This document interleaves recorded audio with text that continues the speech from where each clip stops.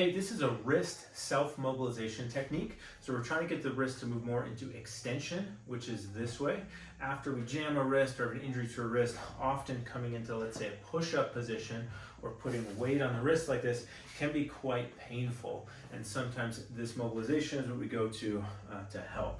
So a bit of theory first. There's 8 bones in just this little area. As the wrist moves that way, the bones have to actually drop relatively in this position downward. So the wrist moves up and the bones it's called gliding. They glide downwards, and often that motion is not happening, which is why this wrist motion into extension can feel painful or a little pinchy.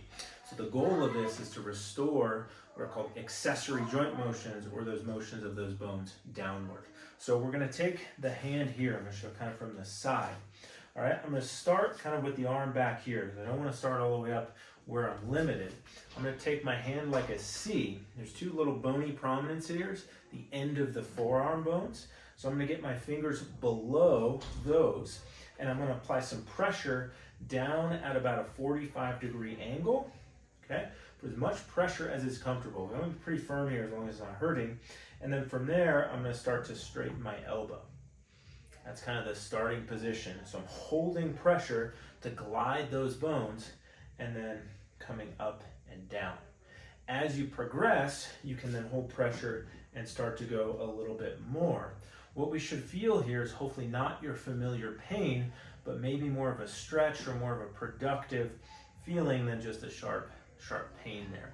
If you get pain, then just back off and kind of oscillate in and out of the range that is tolerable.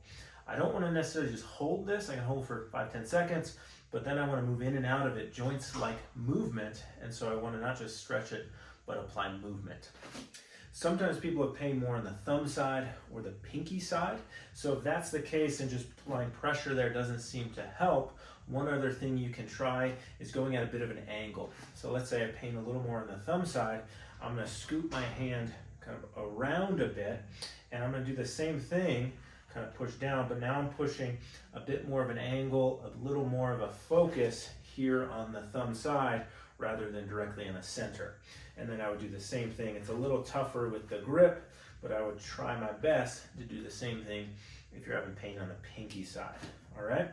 So typically I go about 1 to 2 minutes, then kind of just bring the wrists out, and then I just gently see if I can move any further than I did before this technique.